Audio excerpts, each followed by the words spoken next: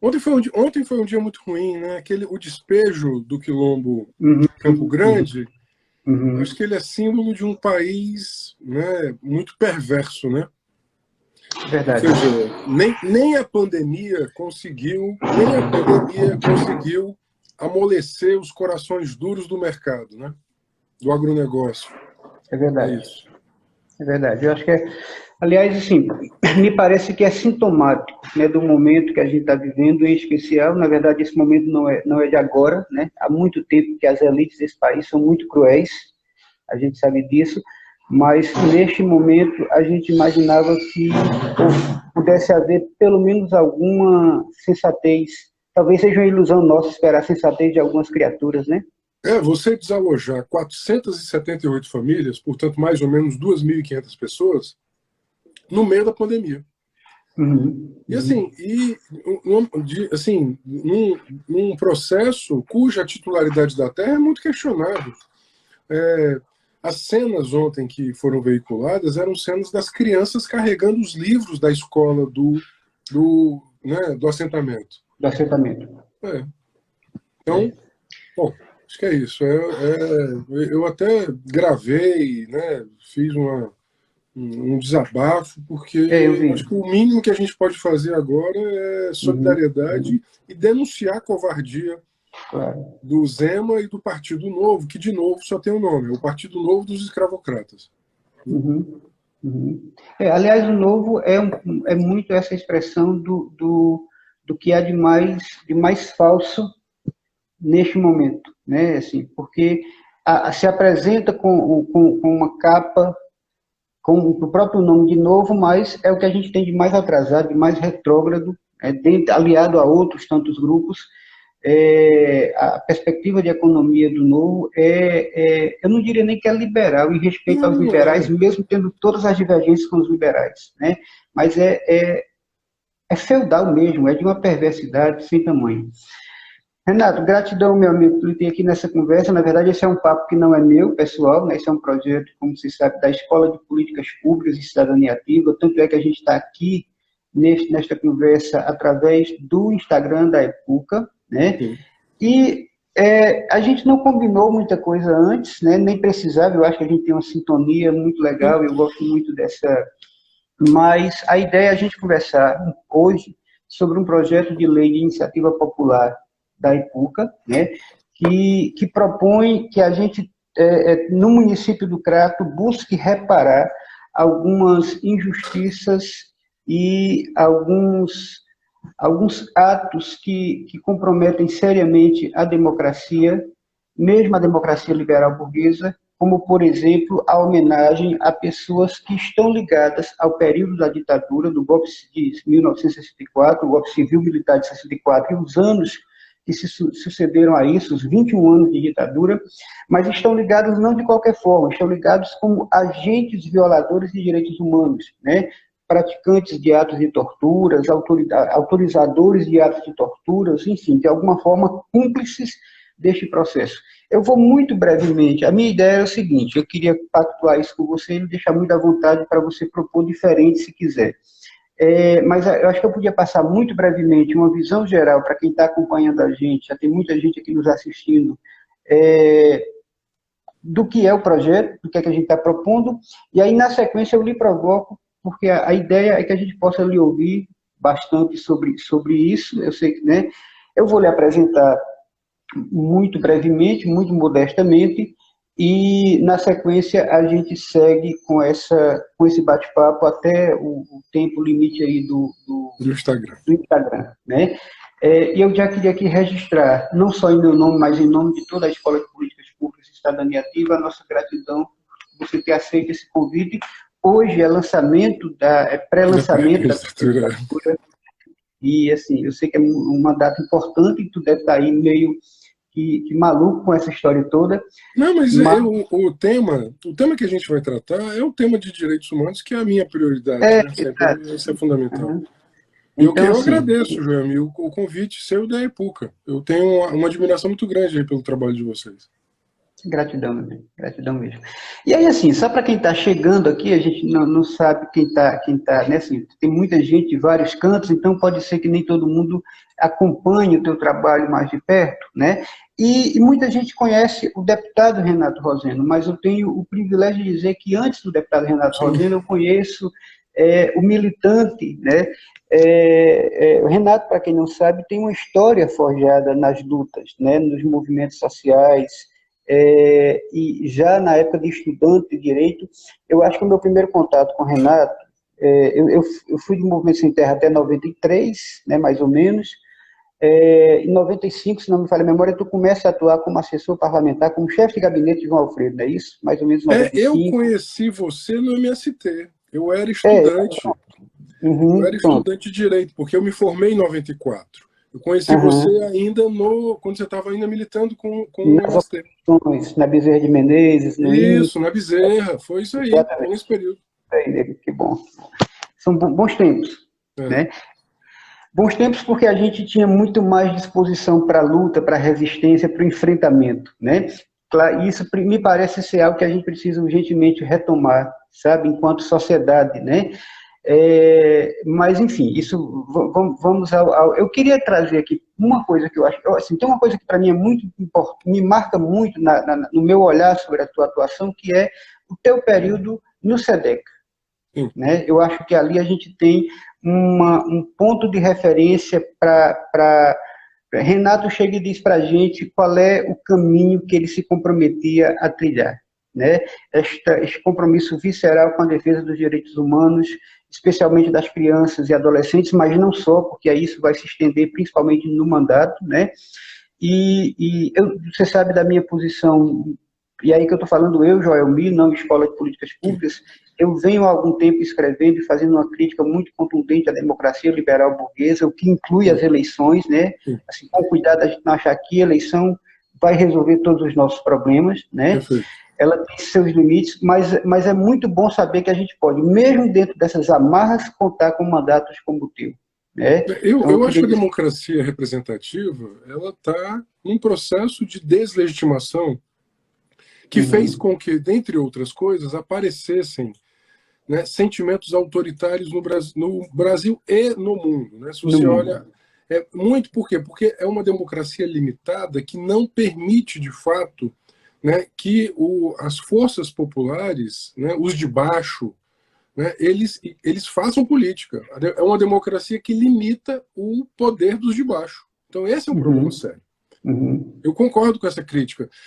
Eu gosto muito de uma formulação dos argentinos, de um grupo argentino chamado Articulação e Luta, porque esse grupo argentino ele diz disputar as institucionalidades para resistir, mas fazer o movimento desde fora para inovar, para criar coisas novas. Eu acho que essa formulação em Uhum. que ela diz, olha, nós temos que deslocar um pouco da nossa energia na disputa das institucionalidades, mas a nossa energia é para inovar, né, novas tessituras democráticas.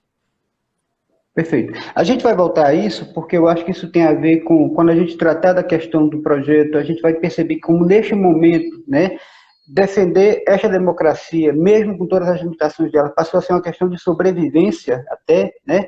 E aí, talvez, neste momento, mais ainda, ocupar espaços institucionais seja, inclusive, uma forma de evitar que essa extrema-direita, que o fascismo Perfeito, avance. Então, a perfeito. gente volta a essa conversa já já, se for possível, tá bom, nego?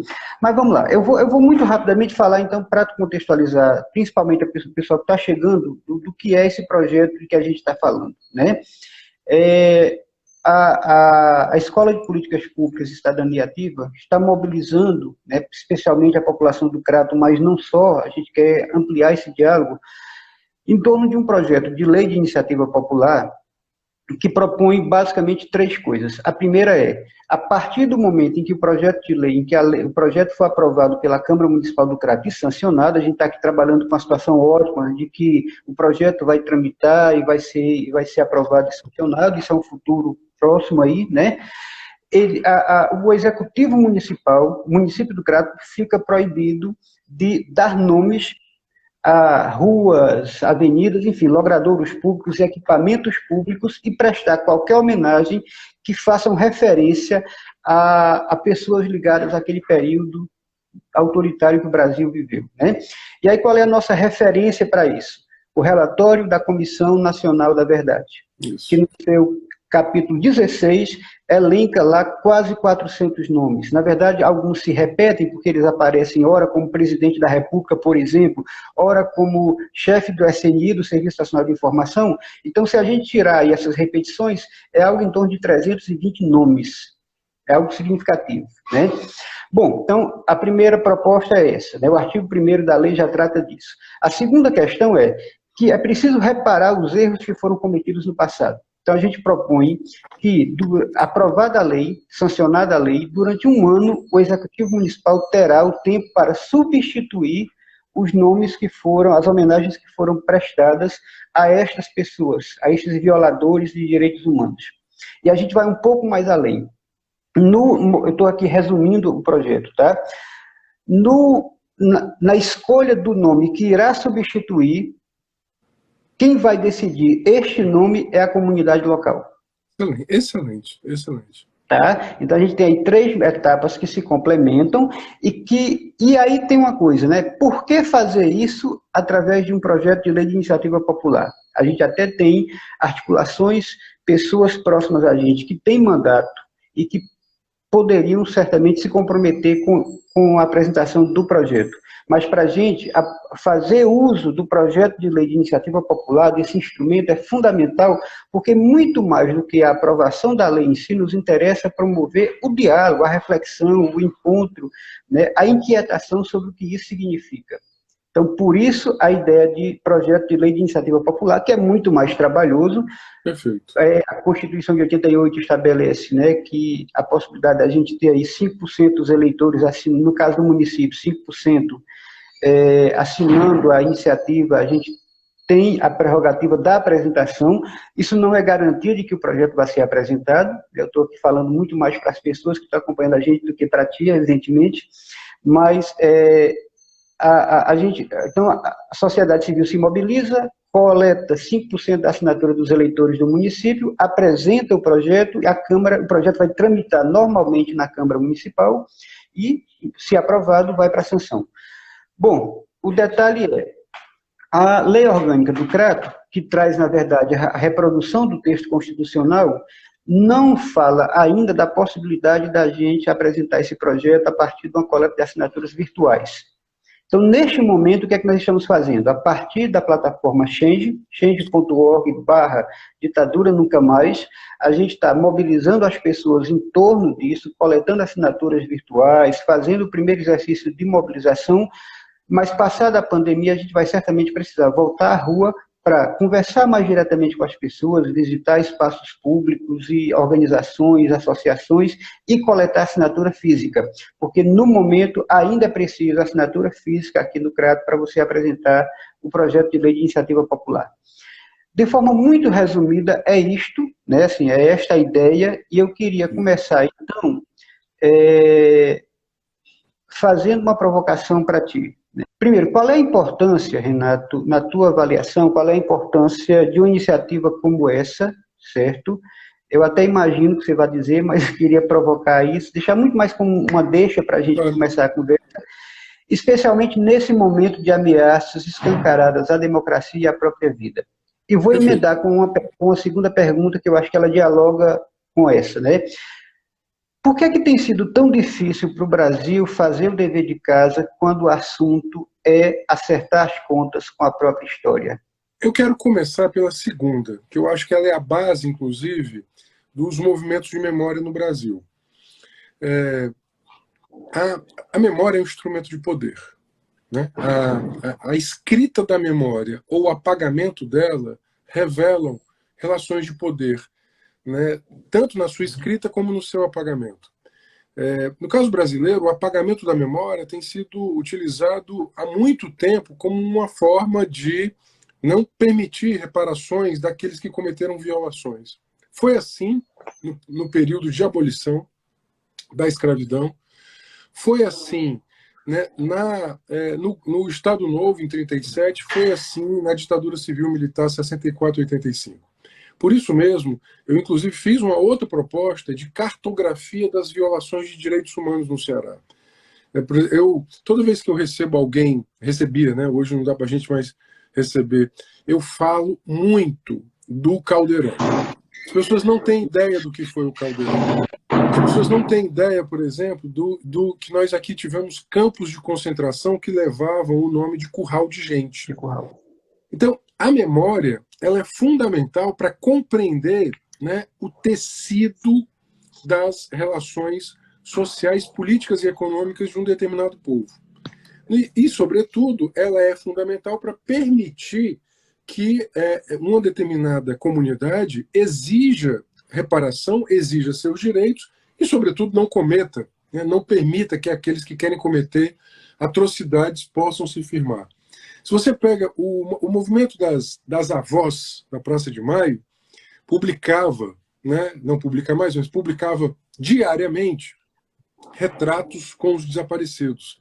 E tinha uma consigna, né? Não esqueceremos, não perdoaremos, não reconciliaremos. Essa ideia de não esquecer o que aconteceu, ela foi muito importante para os argentinos, né, na sua defesa posterior da democracia. Quando a Bachelet foi presidenta e fez o Museu dos Direitos Humanos e da Memória de Santiago, a primeira coisa que há no museu é a reprodução dos áudios das rádios noticiando o golpe. E a última passagem da exposição é uma câmara de tortura, né? Para que as pessoas, de fato, não esqueçam. Os países que passaram por Holocausto, né, que os nazistas promoveram contra vários povos, mas em especial contra os judeus, esses países têm museus de história viva em que os estudantes da educação básica vão entender o que foi o Holocausto, né? E não só vão entender o que foi o Holocausto, vão entender o que foram os gulags russos do stalinismo, por exemplo. O primeiro genocídio, né, do século foi o dos armênios. Os armênios eles se dedicam muito à memória do seu genocídio, 1 milhão de pessoas. No final do século XIX, o genocídio do Congo, patrocinado pelo rei Leopoldo da Bélgica, né, ele também está fartamente documentado. Então, a memória ela é fundamental. No Brasil, aí eu vou chegar ao ponto que você colocou. O Brasil ele tem uma arquitetura política em que a elite política, que é muito violenta, ela cria como método da resolução do conflito a resolução por cima.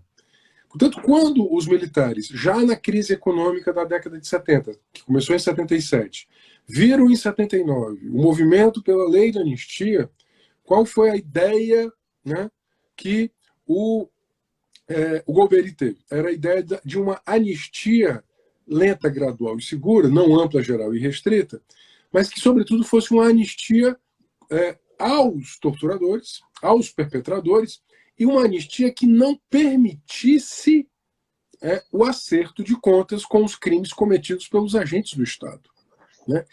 Vamos lembrar que os crimes de tortura são imprescritíveis. Foram milhares de torturados, 400 desaparecidos que nós sabemos, né?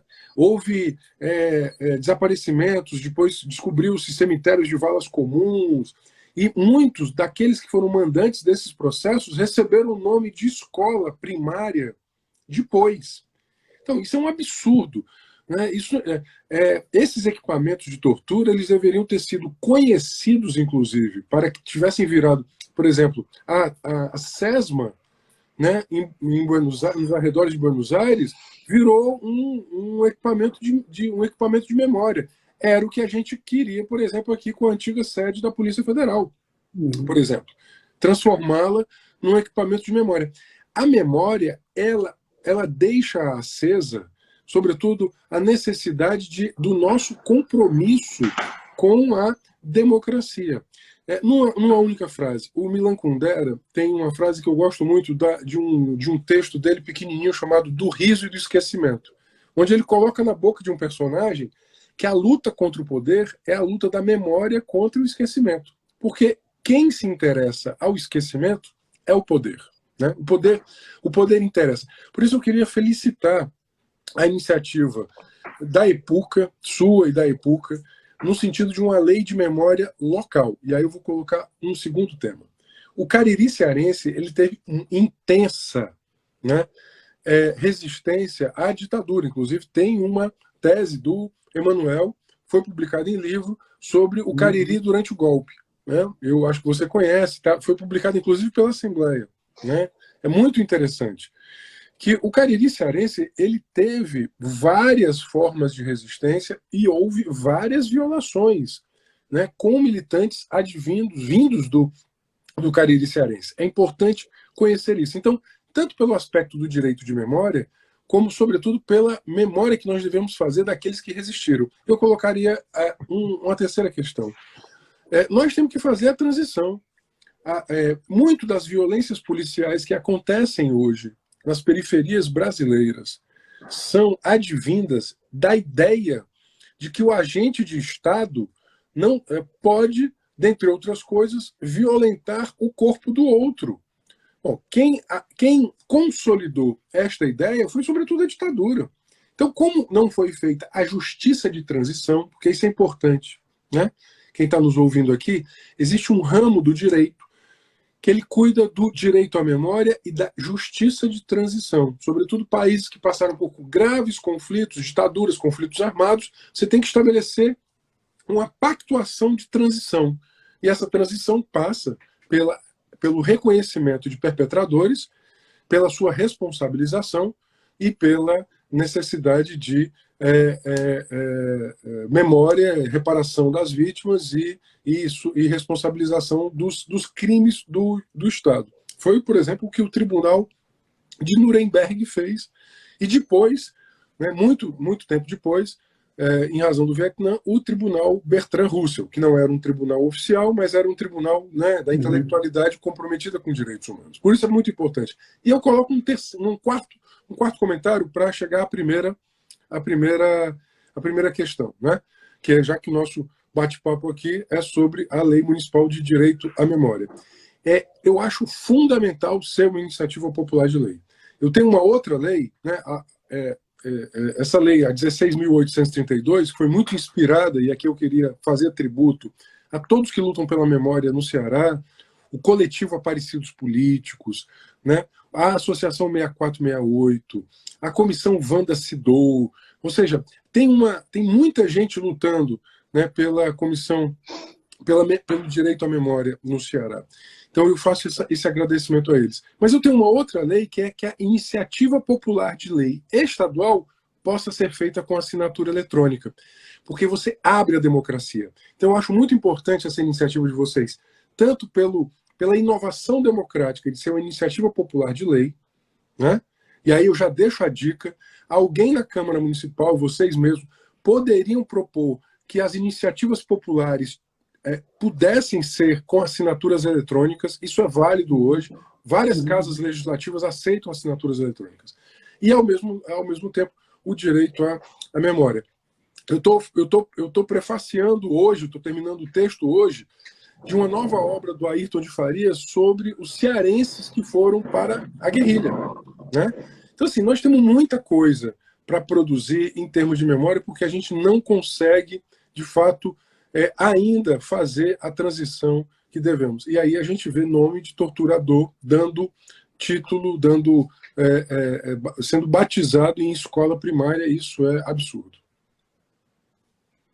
Maravilha, muito, muito legal.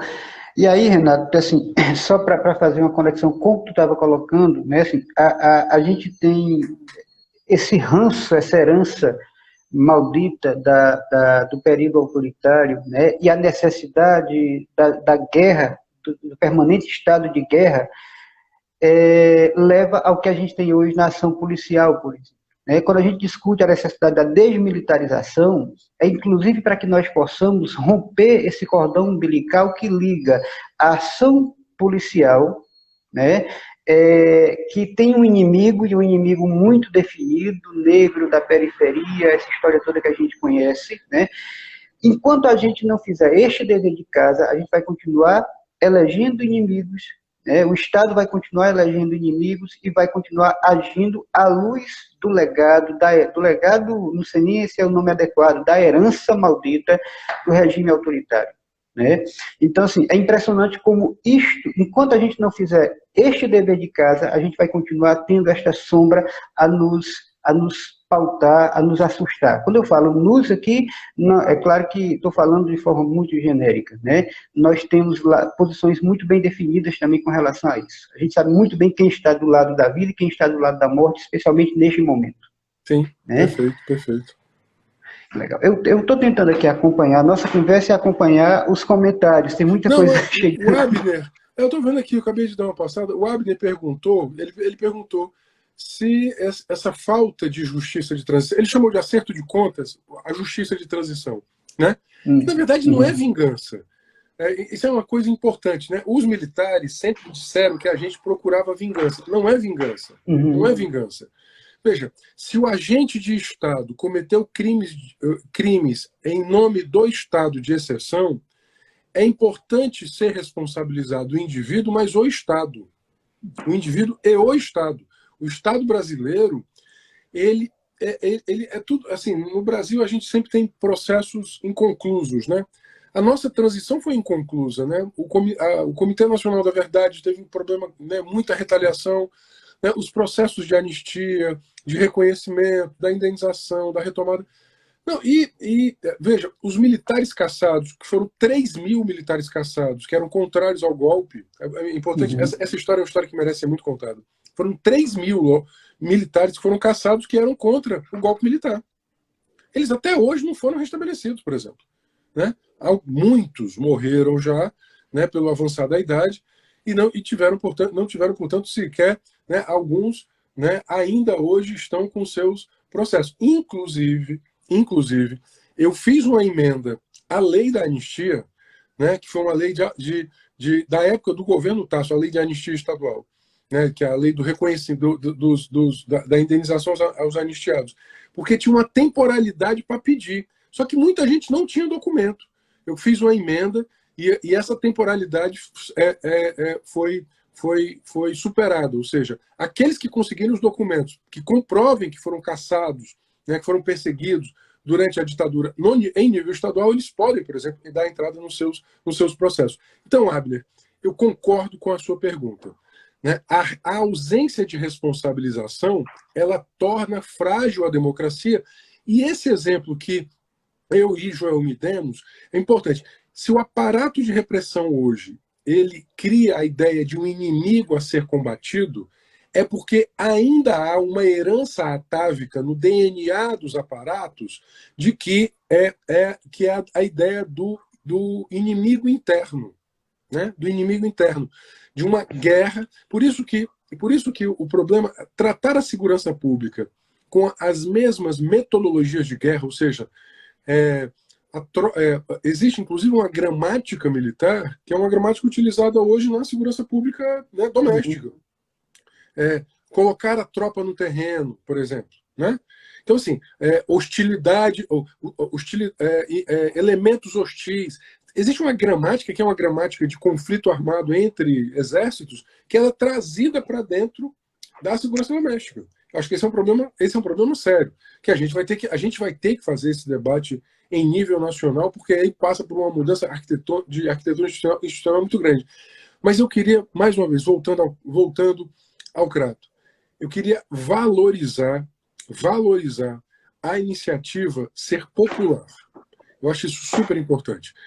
Até hoje, nós não tivemos no Ceará uma iniciativa popular de lei estadual. Né? Eu não sei se já houve iniciativa popular de lei municipal. Né? Porque me parece que nós temos poucos instrumentos de democracia direta e nós não sequer utilizamos esses instrumentos. A proposição de uma lei pela própria sociedade, dá um relevo a essa lei, né, essa possibilidade de lei impressionante. Então eu queria ressaltar isso. Ao mesmo tempo, a memória e a inovação democrática. Né? E aí eu convido vocês também a apoiar a iniciativa da IPUCA. Eu estou à disposição, a gente pode fazer, inclusive, lá vídeos, fazer uma... dizer, a nossa lei foi muito desidratada, né, a 16.832, porque nós não conseguimos o rebatismo. Houve a desidratação, houve emendas de parlamentares que desidrataram, aí ficou só a vedação a posteriori, mas o rebatismo, lamentavelmente, nós não conseguimos, e eu espero que vocês consigam o rebatismo. Só mais um comentário, João. O mundo inteiro está fazendo, inclusive, agora um debate interessantíssimo sobre as homenagens aos racistas. Né? Começa nos Estados Unidos, vai para as cidades britânicas, você vê que Bristol, Liverpool, que foram cidades que no século XVI e XVII e até metade do XVIII ganharam muito dinheiro com o tráfico de escravos, de pessoas escravizadas, havia várias homenagens a homens ricos, beneméritos, que na verdade amealharam os seus milhões de libras fazendo tráfico de seres humanos. Bom, essas homenagens estão sendo rebatizadas. Né? E no seu lugar estão colocando os lutadores da abolição ou os lutadores contra o tráfico. Então, veja, esse é um movimento muito importante e muito potente no mundo inteiro. Legal, Renato. E aí, eu queria reforçar isso que você diz, porque assim, a opção de fazer via projeto de lei de iniciativa popular, que é muito mais trabalhoso, né, ela tem uma dimensão pedagógica, sabe? Para a gente, ela tem uma dimensão pedagógica. Nos interessa, sobretudo, assim, claro que nos interessa o resultado de aprovação da lei, sanção, ter esse instrumento vai ser muito importante, mas nos parece que tem uma música da Marina Lima e do Antônio Cícero que eu gosto muito, que ela diz assim, que talvez o fim seja nada e a estrada seja tudo. Né? Então, nesse momento, o percurso, caminhar para chegarmos à aprovação da lei e à sanção, é que de fato vai fazer talvez a grande diferença, porque é a possibilidade da gente conversar sobre isso, sabe? E aí a gente precisava de um recorte histórico, a gente precisava de um recorte, não dava para abarcar tudo, mas a nossa ideia é que, abrindo este diálogo a partir do período da ditadura, a gente possa também conversar sobre outras coisas, inclusive sobre questões locais, né, sobre os coronéis de cada município, sabe, sobre esse poderio simbólico que continua aí na estátua que está na praça central da cidade, que é o cara que, como você disse, era dono de escravos, é o cara que tratava os seus problemas na base da chibata e da bala, né? Era o cara que grilava a terra, era o cara que mandava matar, e este cara é a referência da cidade, é a referência porque assim, os símbolos, eles revelam no que é que a gente acredita, ou pelo menos deveriam revelar, sim, né? Sim. E a gente acredita nesta relação de poder, então a ideia é que a gente possa, a partir daí, é meio que colocar o dedo na ferida e segurar, sabe? Segurar até que a gente perceba que é preciso conversar sobre. E é possível fazer isso de forma amorosa? Eu acho que sim, sabe? É preciso fazer isso sem reproduzir a lógica da raiva, da ira, que foi a pauta trazida por estas pessoas. Agora, a gente não pode, em nome do amor, nos rendermos, se transformar essa ideia de amor em submissão, sabe? Inclusive em submissão à história mal contada. Né? Eu acho que é essa a provocação. Não veja, o fato de não sermos vingativos não quer dizer que nós sejamos esquecidos. É por isso que bom, para quem está entrando agora, eu vi que muito mais gente entrou, a gente está aqui fazendo um bate-papo, né, sobre a lei de iniciativa popular que o coletivo EPUCA, a Escola de Políticas Públicas, né, do Cariri, está fazendo em torno de uma lei municipal de memória e transição e rebatismo. Eu acho muito importante que a gente possa conversar aqui sobre a necessidade de não esquecer. Eu acho que é aquilo que os argentinos e os chilenos fizeram. né? Não se trata de revanche, se trata de memória, né? Memória não é revanche. Memória é essa escrita. Então nós temos que ser tributários desse processo. Acho que é fundamental, né? Nós tivemos o esquecimento nos permite, dentre outras coisas, sermos absolutamente lenientes.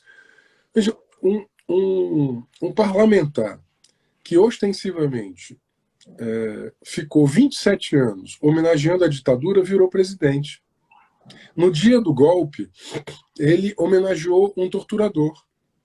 Qualquer país democrático, ele sairia de lá, né, no mínimo com um processo de responsabilização no Conselho de Ética, porque não se pode homenagear a tortura nem os torturadores, né? E, ao contrário, ele foi enaltecido. Enaltecido.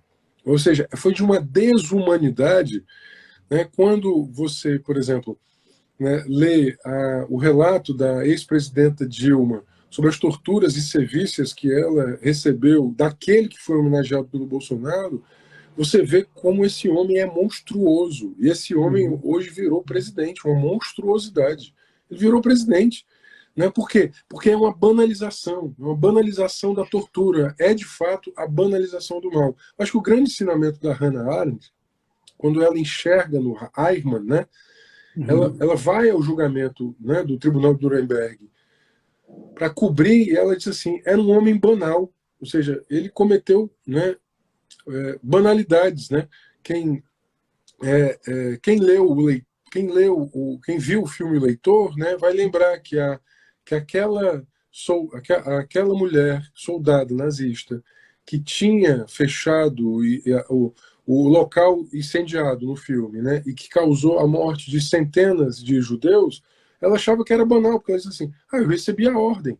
Portanto, veja, nós não podemos banalizar aquilo que é inadmissível, porque banalizar o inadmissível é normalizá-lo.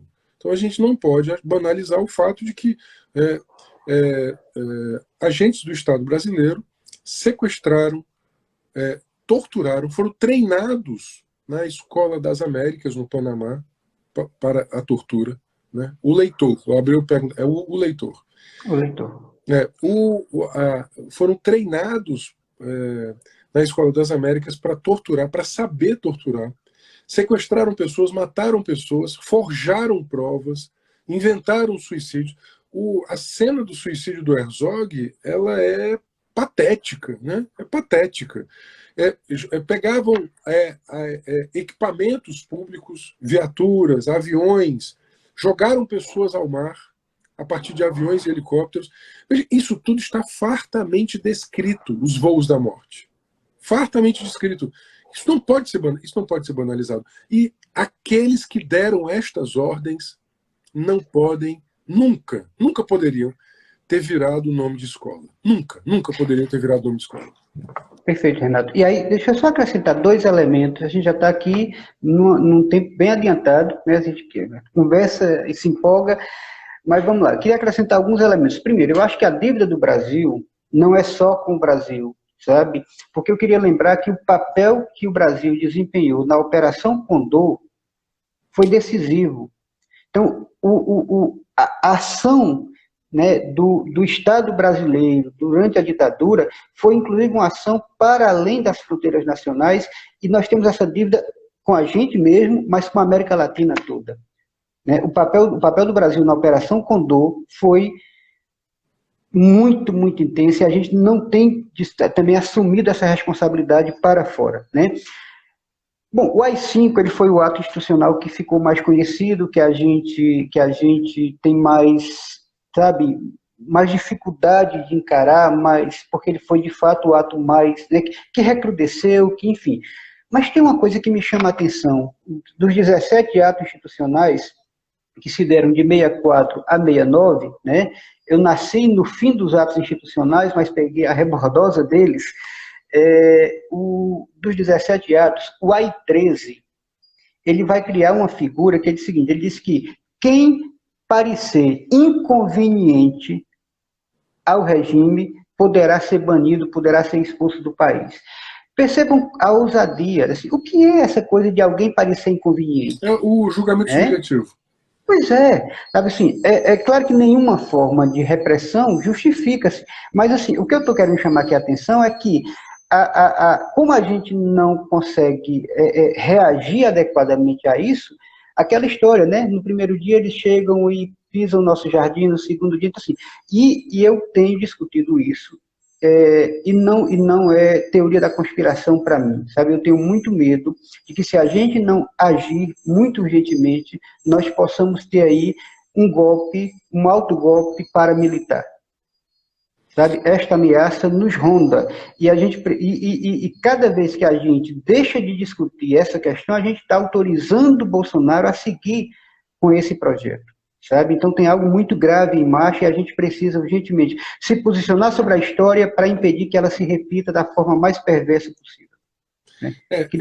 Eu concordo com você que vários estados no mundo estão passando por processos de autoritarismo. Você pega Filipinas, Índia, o crescimento da extrema-direita na Itália, na Suécia, né? Suécia. A Suécia teve a primeira Constituição Liberal, 1776, né, tal, mais ou menos ali, uns 10 anos antes, inclusive, da Revolução Francesa. Né, o parlamento alemão está com... Aí a extrema-direita teve um crescimento gigantesco, aí, de 17% das cadeiras. Portugal, que até muito pouco tempo se ufanava de não ter uma extrema-direita, o Chega ganhou uma cadeira no parlamento, e essa semana o SOS Racismo, que é uma entidade de 30 anos, né, que luta contra o racismo em Portugal e pelos direitos de imigrantes, foi, né, pichada, membros... olha só, em pleno século XXI, pessoas vestidas com os trajes da Ku Klux Klan foram à frente da entidade, ameaçaram parlamentares, um negócio... Então, assim, nós estamos vivendo, de fato, uma época de recrudescimento no mundo inteiro. E uma dessas armas é a arma da força, né, da força letal, é a violência. Né? A ideia de que os conflitos na política acabam sendo resolvidos, né, pela eliminação do outro. Porque a lógica é você cria a figura do inimigo, né, a ser combatido. E lembremos o que o Mourão falou. Os profissionais da violência. Nunca esqueci isso. Quando do atentado ao Bolsonaro. Os profissionais... Então, é muito importante que nós aqui prestemos atenção e não banalizemos. Veja, dossiê contra servidor. Dossiê contra professor. CGU dizendo que servidor... Eu sou servidor público federal. Né? A CGU faz uma nota, depois está sendo contestada judicialmente, né? Que o servidor não poderia se manifestar nas suas redes sociais sobre política, sobre críticas ao governo. Como não? Ou seja, quer dizer que eu fico calado agora diante dos absurdos.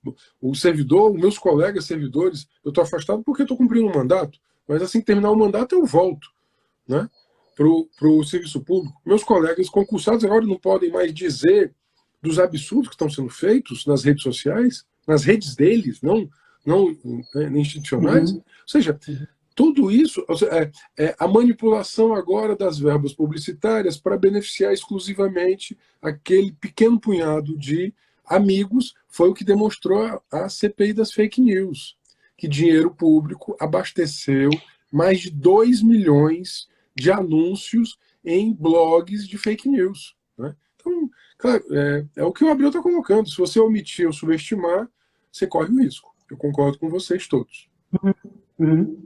Perfeito. Bom, a gente está a 10 minutos do encerramento, passa, como eu costumo brincar, é mais ligeiro que com esse bacurim. Quem conhece? Mas, assim, eu acho que a gente já podia, Renato, então começar a pensar nesse fechamento, né, das ideias. Eu queria, antes de passar para ti, para algumas considerações finais que você queira fazer, trazer aqui 2 elementos. Primeiro, eu queria trazer uma recomendação. Quem puder, assista um documentário do Me faltou agora o nome do diretor, Belisário, um documentário chamado Soldados do Araguaia. Sim, Sabe? Eu já não vi. vou descer a detalhes aqui porque não te daria tempo, mas assim, é um documentário que precisa ser visto para a gente perceber, além do que a gente está revivendo agora, todo o processo de violência contra os povos indígenas durante a ditadura, né? Milhares de indígenas foram assassinados durante a ditadura por métodos mais diversos. A gente volta a ter isso agora. Neste momento em que a gente conversa, tem comunidade indígena sofrendo as mais diversas violências, seja diretamente pelo Estado, seja através de grileiros e outros agentes que se sentem autorizados pelo Estado, que estão autorizados, que fazem isso porque veem no presidente da República a figura autorizativa para esta ação. Né? Então, assim, a história, infelizmente, para nossa tristeza, está se repetindo, e o que me incomoda mais ainda é o fato da gente não estar conseguindo perceber a gravidade do que está em curso. Né? Ou poucas pessoas estão percebendo. Bom, como é que a gente está atuando hoje, né? Só para a gente ter uma ideia com relação a esse projeto. Nós começamos a mapear quais são as ruas do Crato que recebem nomes de ditadores. E aí, daqueles quase, de pessoas ligadas à ditadura e que estão naquele relatório da Comissão Nacional da Verdade. Como eu disse, são quase 400 nomes. A gente começou a fazer um cruzamento mão a mão mesmo, assim, vai no site dos Correios, pega a lista, pesquisa o nome e se aparece. Nós já temos, por exemplo, 3 presidentes da República dão nomes de rua, 3 presidentes da República do período da ditadura dão nomes de ruas ou avenidas no Crato. A gente tem uma com o nome do Castelo Branco, a gente tem uma com o nome do Gás, a gente aliás, tem 2 com o nome do Castelo Branco, uma com Costa e Silva, perdão, e uma com o Figueiredo. E a gente está avançando pouco a pouco nisso. E nós já pedimos à Secretaria de Educação do município que nos forneça a relação das escolas para a gente saber quais dessas escolas recebem os nomes de pessoas ligadas àquele período na forma que eu estou colocando. Né? Mas, enfim, era só para situar em que estágio a gente está. Então, o momento é de mobilizar energias de dentro e de fora do Crato, o momento é de fazer esse mapeamento e a gente avançar para, assim que a gente puder voltar à rua, fazer o corpo a corpo, olho a olho, para mostrar para as pessoas a necessidade de avançarmos nesse diálogo. E aí, com isso, eu praticamente fecho aqui, vou voltar só para agradecer e me despedir. A gente vai manter essa conversa no ar, então a gente vai depois tentar responder com mais calma várias questões que surgiram aqui, mas quase todos os comentários são comentários de reforçar o que a gente vem conversando e de elogiar a iniciativa e a tua fala, né? E é isso, meu irmão. Queria te ouvir numa rodada final, e antes disso eu fecho, então, e queria aproveitar para você convidar para quem é de Fortaleza ou ali por perto, se somar à festa de hoje à noite, que eu acho que ela é merecida e Não, necessária. hoje, na verdade, vai ser virtual, né? Então, assim, qualquer pessoa de Uhum. qualquer lugar do planeta pode se juntar. Hoje vai ser o anúncio, né? Hoje vai ser a apresentação da pré-candidatura, né? Então, assim, na verdade, essa é uma questão. Bom, é um evento partidário, né? Mas como não se pode fazer aglomeração, né? Porque nós respeitamos a vida. Acho que isso é importante. Você colocou um tema que é importante. O debate na política mundial hoje é quem defende a morte, quem defende a vida. E nós defendemos a Uhum. vida. Então a gente respeita, né? Por isso que a gente não faz, a gente respeita, a gente não faz aglomeração. A gente está com muito cuidado sobre essa questão do retorno das aulas, tem que ter muito cuidado com isso, porque tem muita escola que não tem nem água, tem muita escola que não tem nem água. Portanto, bom, o Firmino está dizendo que deveria levar essa ideia a nível de Estado. Na verdade, já existe a lei, né? A 16.832 ela já existe, né? Uma lei de nossa autoria. Era uma lei de rebatismo, lamentavelmente ela foi desidratada lá por outros parlamentares, mas eu consegui aprovar mesmo assim, e foi super importante, né, a aprovação. Eu gostaria muito que agora os municípios pudessem também aprovar essa mesma lei. E também, João, repito, seria muito importante que os municípios aceitassem assinaturas eletrônicas como Uhum. válidas para iniciativa popular de lei. É o que eu estou tentando. Eu já consegui aprovar essa lei, ela só precisa ser regulamentada agora no regimento da Assembleia. Porque 60 mil assinaturas eletrônicas no Ceará poderiam dar início a um projeto de lei.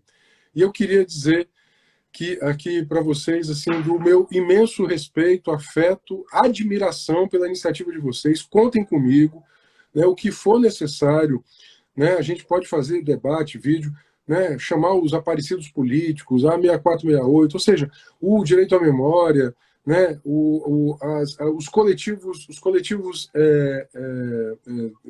de ex-presos políticos, né, podemos fazer um debate virtual, acho que isso é super importante. Assim, se a gente tiver muitas leis municipais como essa, leis de memória, né, eu acho que a gente vai estar dando passos importantes para a democracia. Eu quero, então, devolver a palavra a você, agradecer, me colocar à disposição, e vou repetir o Milan Kundera, né? A luta contra o poder é a luta da memória contra o esquecimento. E termino com a consigna do nosso movimento, do direito à memória, à verdade e à justiça. Para que nunca se esqueça, para que nunca mais aconteça. Obrigado. Gratidão, Renato. Gratidão mesmo. Assim, eu não sei, assim, eu acho que eu posso falar em nome de todo o coletivo, de toda a Escola de Políticas Públicas. Eu, particularmente, estou muito feliz com essa conversa. Você sabe do carinho que eu tenho por você, né? Acho que a gente tem uma relação de caminhada aí. Tem muitas... A gente se pauta por algo que eu acho cada vez mais urgente, que é a perspectiva de que outro mundo é possível, mas mais que isso, ele é necessário e ele é urgente. Isso. Né? E esse outro mundo possível, necessário e urgente passa necessariamente por termos a coragem de assumir os erros que a história nos legou e, ao assumir esses erros, buscarmos repará-los minimamente, porque algumas coisas não se reparam. A vida de quem se foi vítima de tortura, e quando Bolsonaro homenageia o Ustra, ele não está homenageando qualquer torturador, ele está homenageando Carlos Alberto Brilhante Ustra, que talvez seja o que tinha de mais perverso. Era o cara que era capaz de levar crianças para assistirem os pais sendo torturados. Sim, claro. Né? Assim, é repugnante, né? É repugnante e é isso que a gente tem hoje na presidência da República, alguém que é capaz de chegar a esse absurdo. Então, assim, meu irmão, gratidão mais uma vez, né? A gente tem tido o privilégio de conversar com gente muito boa. Por exemplo, o Henrique Vieira, né, que é seu companheiro de caminhadas. Muito. Ele vai estar conosco dia 28. O Conselho Estadual de Direitos Humanos vai fazer um debate sobre intolerância religiosa. Porque eu estou sendo alvo de ataques aí fundamentalistas, e a gente vamos pegar pela positiva, e o Henrique vai discutir conosco intolerância religiosa. Massa. Henrique é um amigo muito querido enfim. E é isso, eu me despeço então com esse agradecimento a você, com esse agradecimento a todo o coletivo da EPUCA por nos encorajar, né? Somos meio que vamos juntos fazer as coisas acontecerem. Eu me sinto muito honrado de fazer parte desta caminhada, de ser em dada medida porta-voz dessa caminhada. 2021 a gente tem aí Semana Freiriana do Cariri, na sua 7ª edição, com 100 anos de Paulo Freire, 100 anos de nascimento de Paulo Freire, então vai ser uma data simbólica, histórica. E no mais, agradecer a todo mundo que acompanhou aqui a gente vai deixar esse material disponível, porque eu acho que a conversa segue. Um abraço grande, muita sorte, e tomara que Fortaleza, e aqui eu estou fazendo, sou eu, Joelmi, né? Não estou falando em nome da EPUCA, embora talvez até pudesse, mas assim, com respeito à instituição, eu queria aqui manifestar a minha torcida pessoal para que Fortaleza tenha alguma sensatez e consiga perceber a possibilidade que tem na frente de eleger alguém com muita, enfim, com outra pegada, velho, né, com outra perspectiva. Tamo junto, tamo junto. Eu espero comemorar os 100 anos de Paulo Freire com você. Vai ser uma honra de verdade. Obrigado aí, Puca. Um abraço. Obrigado aí, Puca. Valeu. Obrigado, Cid. Fique em paz. Tchau, tchau. Bom fim de semana. Tchau, tchau.